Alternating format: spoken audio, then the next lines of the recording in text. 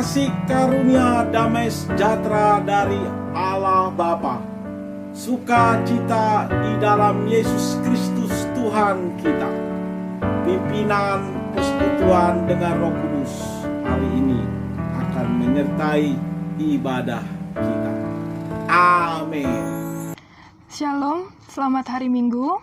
Selamat beribadah di rumah kita masing-masing. Dan puji Tuhan, hari ini kita boleh menikmati satu minggu ini itu semua karena anugerah Tuhan. Dan ibadah kali ini kita bersama-sama nanti akan melaksanakan perjamuan kudus yang akan disampaikan oleh hambanya. Mari kita mulai ibadah kita pada saat hari ini. Kita menaikkan pujian kita di nyanyian kemenangan iman nomor 33 ayat 1 dan ayat yang kedua.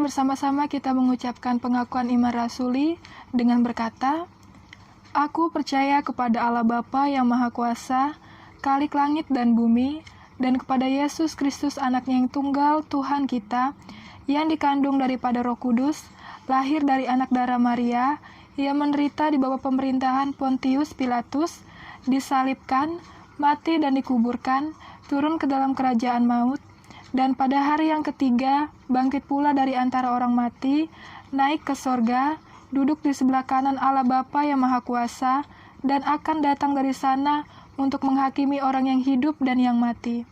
Aku percaya kepada Roh Kudus, gereja yang kudus dan am, persekutuan orang kudus, pengampunan dosa, kebangkitan daging, dan hidup yang kekal. Mari kita bersama-sama bersatu dalam doa. Tuhan Yesus, terima kasih atas kebaikan-Mu. Kami bersyukur Bapa, kami boleh ada sampai saat ini itu semua karena anugerah-Mu. Kami bersyukur Bapa untuk kasih setia-Mu yang tidak pernah berhenti di dalam setiap kehidupan kami. Pada hari ini Bapa, kami akan memulai ibadah kami. Engkau memberkati Tuhan dari awal, pertengahan, sampai akhirnya ibadah kami. Biarlah semuanya boleh berjalan sesuai dengan kehendak-Mu. Terima kasih Tuhan, Kau memberkati setiap jemaat-jemaat-Mu yang berada di rumah masing-masing, dimanapun kami berada Tuhan, kami akan percaya Tuhan selalu melindungi kami. Kami bersyukur Bapa untuk hari ini, kami akan buka ibadah ini di dalam nama Tuhan Yesus. Haleluya, amin. Puji Tuhan, kita akan melanjutkan pujian kita, dan kantong persembahan akan diedarkan di antara kita. Kita kembali mengangkat di nyanyian kemenangan iman nomor 33 bait yang ketiga. Dekatlah pada kami yang memuji nama-Mu.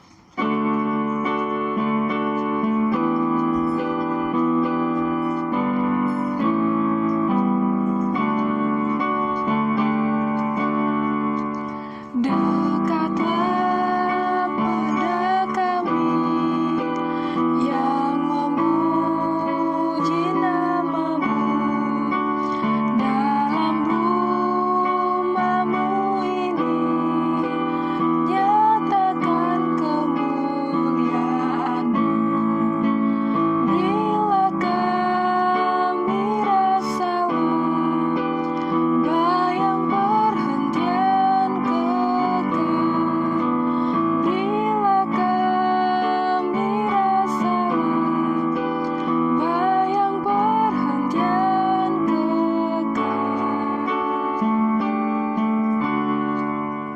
Puji Tuhan, Tuhan Yesus memberkati setiap pujian dan persembahan kita. Selanjutnya kita akan masuk di dalam doa syafaat. Mari kita berdoa. Terpujilah namamu ya Bapa. Kami bersyukur Bapa, di mana pada hari ini kami juga boleh menaikkan doa syafaat kami di hadapan-Mu Tuhan. Namun sebelumnya Engkau sucikan kami Tuhan, Kau layakkan kami. Biarlah Bapa kami boleh benar-benar layak di hadapan-Mu. Ya Bapa, pada saat hari ini Bapa kami berdoa, khususnya Bapa buat bangsa dan negara kami. Engkau memberkati ya Bapa bangsa dan negara kami, mulai dari pemerintahan, baik yang pusat sampai yang di bawahnya sekalipun Tuhan, kami serahkan semuanya ke dalam tangan-Mu. Engkau memberkati Bapa, para keamanan juga ya Bapa, kami serahkan semua ke dalam tangan-Mu. Terima kasih Bapa, kami juga teringat Bapa buat wabah COVID ini Bapa yang semakin marak-maraknya ya Bapa. Tapi kami bersyukur Bapa, kami boleh sampai saat ini Engkau boleh melindungi kami Bapa. Kami berdoa Bapa khususnya buat para tenaga medis dimanapun mereka berada Bapa, mereka yang sedang menangani COVID ini, biarlah Bapa Engkau senantiasa selalu memberikan kesehatan bagi mereka. Kami serahkan semuanya ke dalam tangan-Mu Bapa. Kami juga berdoa Bapa buat para hamba-hamba Tuhan, buat para pelayan-pelayan Tuhan dimanapun mereka berada, khususnya Bapa buat pelayanan GKI ini ya Bapa, baik dari pusat, wilayah sampai ke daerah masing-masing Bapa, kami serahkan semua ke dalam tangan-Mu. Engkau memberkati Bapa secara khusus buat jemaat kami GKI Gunung Sinai. Engkau memberkati Bapa mulai dari Pak Gembala, dari Pak Asisten sampai seluruh BPJ Bapa, sampai seluruh semua jemaat-Mu Tuhan. Engkau memberkati Bapa. Engkau memberkati apa yang menjadi kebutuhan mereka, bahkan mereka yang dalam mencari pekerjaan, Tuhan Yesus berikan pekerjaan yang terbaik Tuhan buat mereka.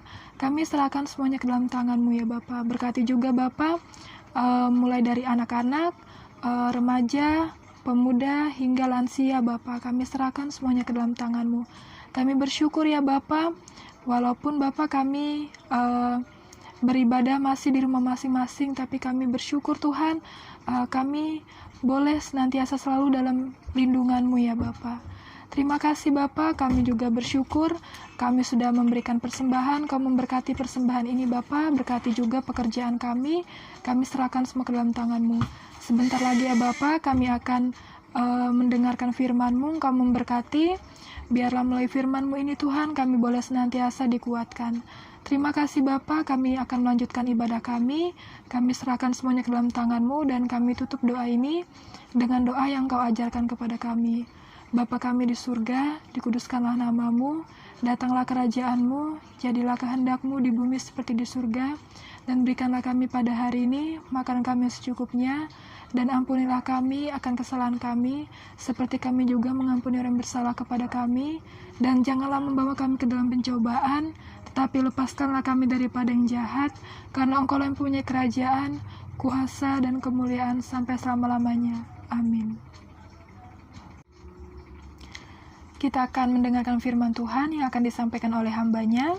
Namun sebelumnya, kembali kita mengangkat pujian kita di nyanyian kemenangan iman, nomor 33, bait yang keempat.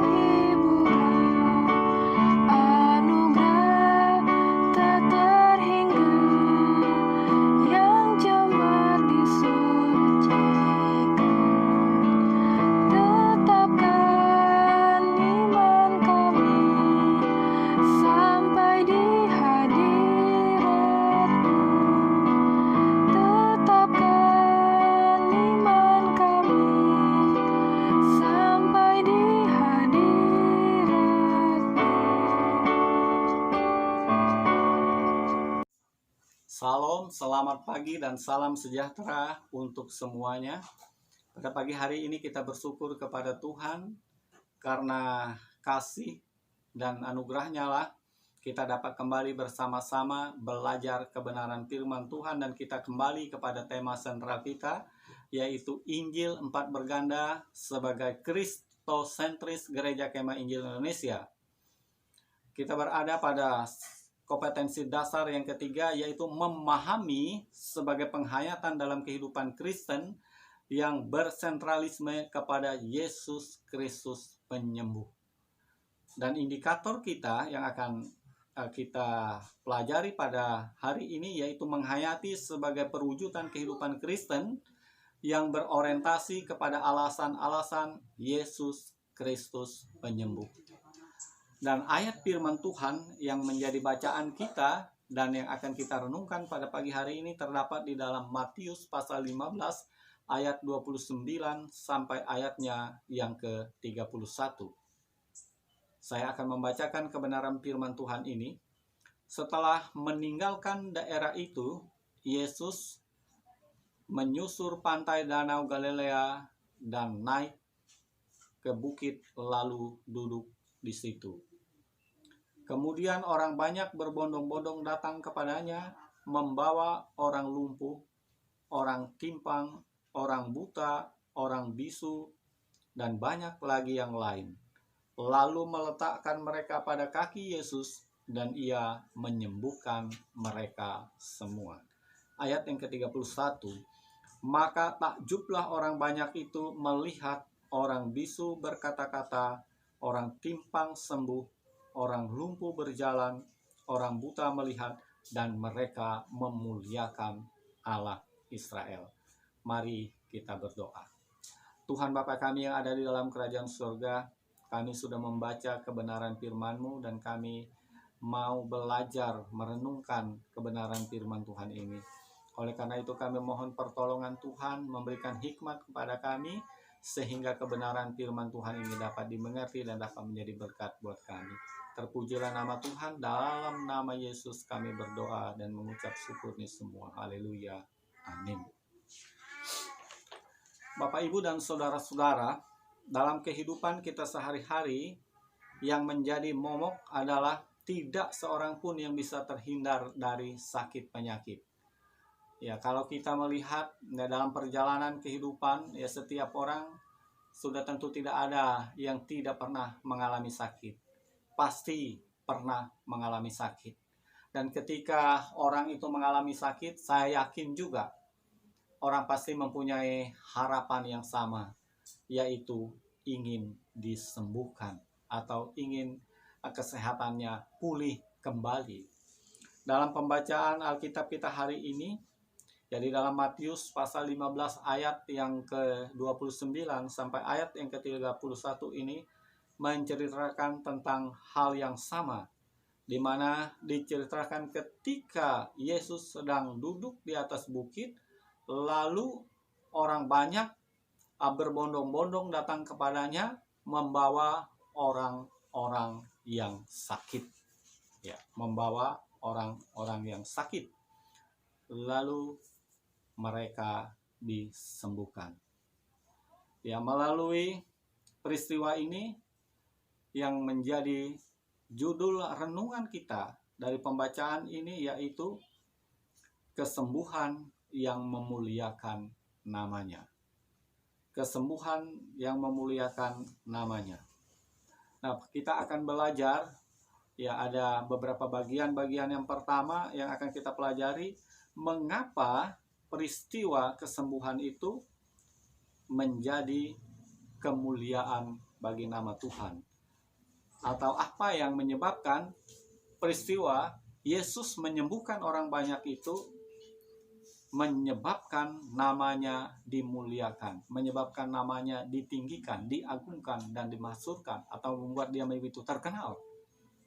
Kita akan melihat alasannya, mengapa peristiwa kesembuhan orang banyak itu bisa menjadi kemuliaan bagi nama Yesus, bisa memuliakan namanya. Alasannya, kalau kita memperhatikan dari ayat yang sudah kita baca ini adalah karena melalui peristiwa Yesus menyembuhkan orang banyak itu, ini berarti Yesus mampu memenuhi kebutuhan orang banyak. Yesus mampu menjadi jawaban, Yesus mampu menjadi solusi masalah yang dihadapi oleh orang-orang yang datang kepada Dia, yaitu orang-orang yang sakit itu. Dia mampu menyembuhkan. Peristiwa kesembuhan orang banyak ini membuktikan bahwa Yesus itu adalah Allah yang berkuasa atas hidup manusia. Peristiwa ini juga membuktikan bahwa Yesus itu juga berkuasa atas segala masalah yang terjadi di dalam kehidupan manusia, termasuk sakit penyakit. Dia mampu menyembuhkan segala macam penyakit. Jadi di sini Yesus menunjukkan bahwa Dia adalah Allah yang ajaib. Yesus menunjukkan bahwa Dia adalah Allah yang luar biasa. Ia mampu membuat mujizat, ya, karena Dia memang adalah Allah yang maha kuasa. Keajaiban dan kemahakuasaan inilah yang membuat orang banyak memuliakan nama Yesus. Dia diagungkan, Dia dihormati, Dia terkenal, Dia termasyhur. Sebab itu Dia dipuji dan disembah. Karena Dia adalah satu-satunya Allah yang memang layak dipuji dan disembah. Allah yang sudah menunjukkan kekuasaannya, di mana Dia mampu menjadi jawaban, menjadi solusi kebutuhan daripada orang-orang yang datang kepadanya. Yang kedua, yang perlu kita pelajari bagian yang kedua, bagaimana proses penyembuhan itu terjadi. Ya, kalau kita memperhatikan di dalam ayatnya yang ke-30, saya membaca ulang ayat yang ke-30 ini, dan saya bagi menjadi 3 bagian. Bagian yang pertama, kemudian orang banyak berbondong-bondong datang kepadanya, membawa orang lumpuh, orang timpang, orang buta, orang bisu, dan banyak lagi yang lain. Nah, kalau kita melihat di sini bagaimana proses kesembuhan itu bisa terjadi sehingga nama Yesus itu dimuliakan, yaitu orang banyak datang pada Yesus. Ini artinya mereka punya pengharapan, mereka percaya, mereka yakin, mereka punya iman kalau Yesus itu mampu menyembuhkan mereka. Jadi ada usaha, ada tindakan yang dilakukan. Ya, orang banyak ini membawa ya saudara mereka, membawa sahabat mereka, teman mereka, handai taulan mereka, karena mereka punya keyakinan, karena mereka punya harapan atau iman bahwa Yesus mampu menolong mereka. Lalu bagian yang kedua, kita lanjutkan ayat itu.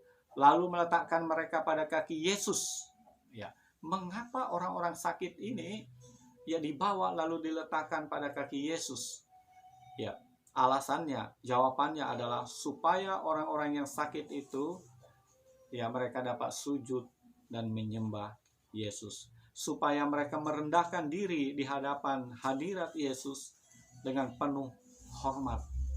Supaya mereka dapat memohon belas kasihan dan kesembuhan daripada Yesus. Jadi mereka datang merendahkan diri di hadapan Yesus. Ya, mereka mengakui segala dosa mereka, mengakui segala kesalahan mereka sehingga mereka diampuni. Dan bukan hanya mereka diampuni, mereka juga sekali lagi bermohon, berharap belas kasihan Yesus. Mereka tersungkur di kaki Yesus. Ya, di sini artinya mereka merendahkan diri untuk mengharapkan sesuatu. Lalu kita melihat bagian akhir daripada ayat yang ke-30 itu. Firman Tuhan mengatakan, dan Ia menyembuhkan mereka semuanya. Ya. Dan kita melihat di sini apa yang terjadi. Mereka tidak dikecewakan. Ya, mujizat Allah terjadi. Semua orang yang sakit itu tanpa kecuali, tidak ada satupun mereka yang tidak disembuhkan. Mereka semua disembuhkan. Sehingga ada sukacita yang luar biasa. Ya, sehingga ada kegembiraan yang luar biasa di mana mereka melihat bahwa kuasa Yesus itu nyata. Ya, mereka melihat bahwa kuasa Yesus itu luar biasa. Dan ini bukan sesuatu yang mereka dengar dari orang banyak, tetapi mereka menyaksikan sendiri. Ya, oleh karena itulah kalau kita melihat di sini melalui proses kesembuhan ini, reaksi orang banyak, mereka takjub. Ya, mereka heran, mereka kagum kepada Yesus itu. Inilah yang menyebabkan nama Yesus itu dimuliakan.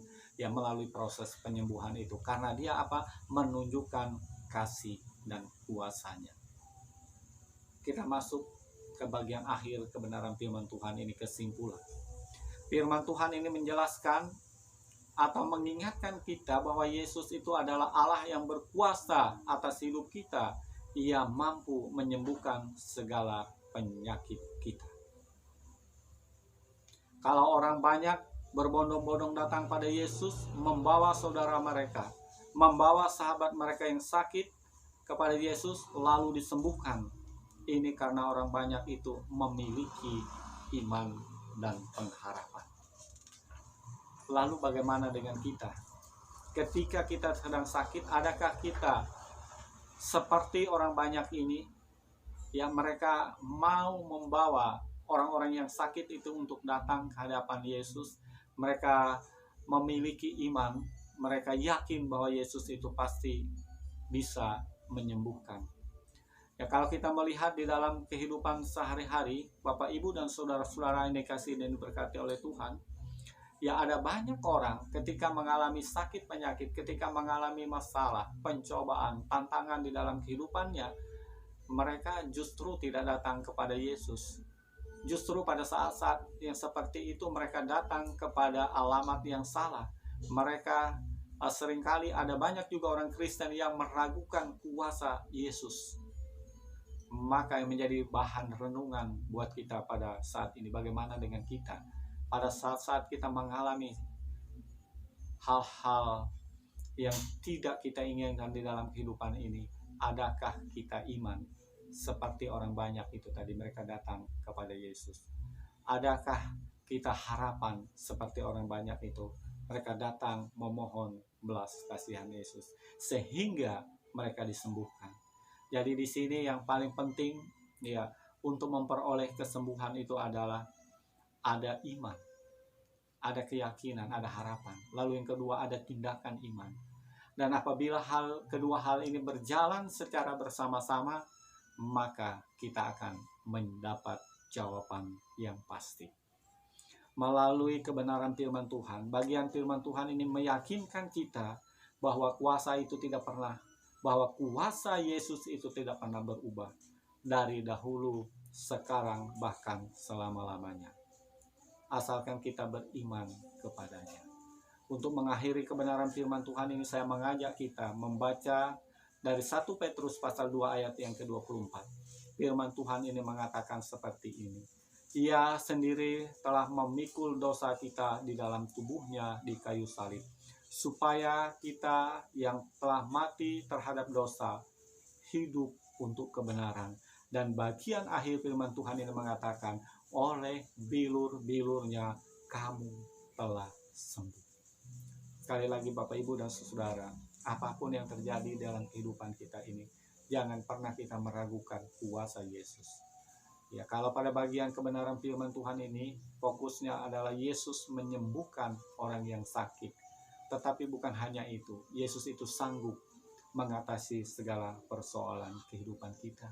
Oleh karena itu, Bapak, Ibu, dan saudara-saudara ini kasih dan diberkati oleh Tuhan, sesuai dengan bagian kebenaran firman Tuhan ini, apabila di dalam kehidupan kita ini kita menghadapi bermacam-macam persoalan, bermacam-macam tantangan, bermacam-macam rintangan dan godaan, terutama sakit penyakit yang kita alami, mari kita belajar ya pada bagian kebenaran firman Tuhan ini kepada orang-orang banyak itu. Mereka datang kepada Yesus yang membawa sahabat mereka, membawa saudara mereka, dan meletakkan itu pada kaki Yesus. Dengan iman mereka yakin Yesus menyembuhkan. Dan apa yang terjadi? Memang Yesus menyembuhkan orang-orang yang sakit itu. Maka dengan iman pula, apabila kita sakit, ya kita datang kepada Tuhan, kita berdoa, yakinlah bahwa dengan bilur-bilurnya kita yang beriman, kita yang percaya pasti disembuhkan. Mari kita berdoa. Tuhan Bapa kami yang ada dalam kerajaan surga, terpujilah nama-Mu. Pada hari ini kami sudah belajar kebenaran firman-Mu. Bagaimana kami bersyukur kami mempunyai Allah yang luar biasa, Allah yang mampu melakukan hal yang ajaib, Allah yang mampu melakukan mujizat. Mungkin selama ini di dalam kehidupan kami ada banyak kali kami sakit, lalu kami berdoa memohon kepada Tuhan dan Tuhan menyembuhkan kami. Oleh karena itu kami bersyukur ya Tuhan. Mungkin juga pada saat ini ada di antara kami yang sakit, yang memohon, yang berharap kepada Tuhan seperti orang banyak ini. Kami mohon kepada Tuhan, lihat iman kami, lihat tindakan kami, jawablah kami ya Tuhan, berikanlah kami kesembuhan. Terima kasih Tuhan, terima kasih untuk kebaikan, untuk kemurahan, untuk kebenaran firman-Mu yang meyakinkan kami bahwa kuasa Yesus itu tidak pernah berubah. Dan kami yakin dengan iman, apapun yang menjadi persoalan dalam kehidupan kami, terutama sakit penyakit kami, apabila kami datang berdoa dengan yakin, dengan iman pada Yesus, Yesus menyembuhkan kami. Terima kasih Tuhan, inilah doa syukur kami. Kami mengucap syukur atas kebenaran firman-Mu ini hanya di dalam nama Yesus. Haleluya. Amin. Bapa, dalam nama Yesus, terima kasih. Kami bersyukur untuk kesempatan hari ini. Hari di mana kami memperingati hari bersejarah dalam kehidupan umat manusia. Di mana tidak ada seorang pun yang mau menjadi seperti Engkau. Mati bagi kami. Mati bagi manusia. Mati bagi semua orang. Sehingga setiap pribadi yang berdosa diselamatkan, mendapatkan kekuatan baru dan kehidupan yang baru. Oleh karena itu dalam kesempatan ini Bapa, kami ingin mengenang kembali peristiwa bersejarah itu dalam kehidupan ini. Tuhan kiranya menolong kami dan memberkati agar perjamuan kudus ini meneguhkan kami sekalian untuk tetap kuat, untuk tetap bertahan dalam iman kami, bahkan untuk tetap berjuang melakukan hal-hal besar bagi kemuliaan Tuhan, sehingga kehidupan ini benar-benar layak untuk kami hidupi sebagaimana kehendak Tuhan bagi kami. Terima kasih Bapa. Di dalam nama Yesus kami berdoa dan bersyukur memohon semua ini. Haleluya. Amin. Saudaraku yang diberkati oleh Tuhan, sebelum kita makan dan minum dari perjamuan kudus pada hari ini, sesuai dengan peraturan Gereja Kemah Injil Indonesia, bahwa setiap pribadi yang belum dibaptis, anggota jemaat kita yang belum dibaptis, diharapkan untuk menahan diri dulu, tidak ambil bahagian di dalam perjamuan kudus pada hari ini. Setelah saudara-saudara dibaptis, maka saudara diizinkan untuk bergabung, ikut serta dalam perjamuan kudus seperti yang kita biasa lakukan. Saudara-saudara, mari kita memegang roti.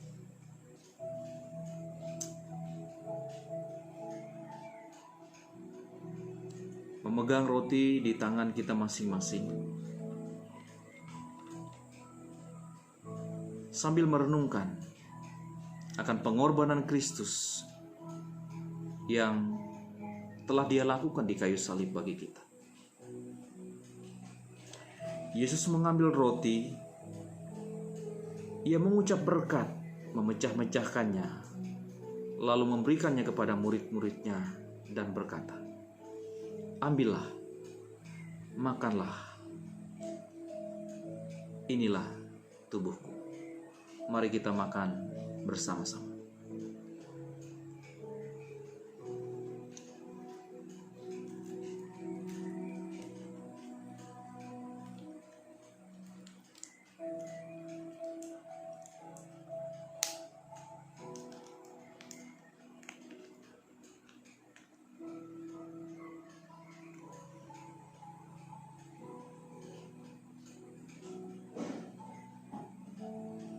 Sesudah itu, Ia mengambil cawan, lalu mengucap syukur atasnya, dan memberikannya kepada murid-muridnya.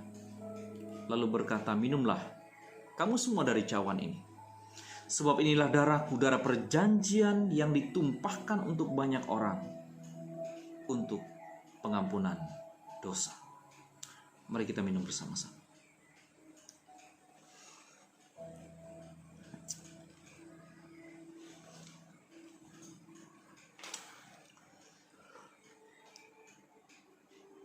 Dengan sikap tunduk,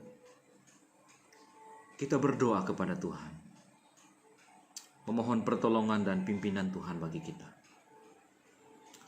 Kami berterima kasih Bapa untuk pengorbanan-Mu yang sempurna di atas kayu salib.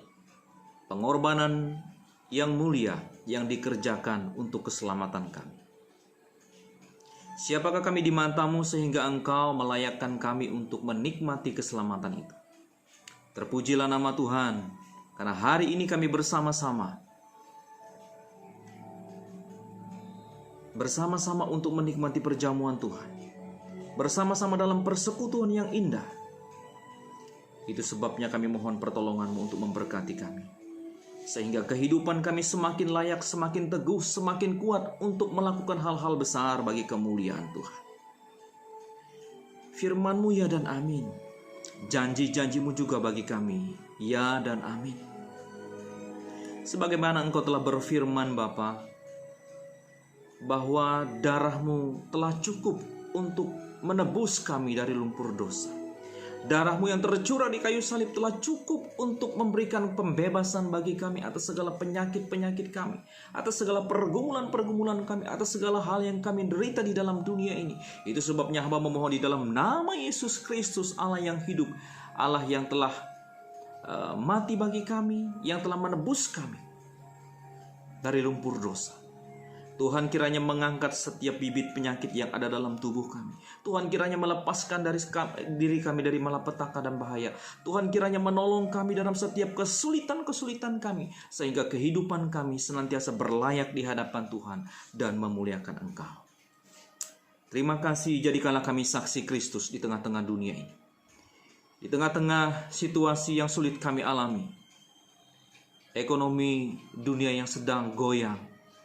Bahkan kondisi-kondisi kesehatan yang sedang mengalami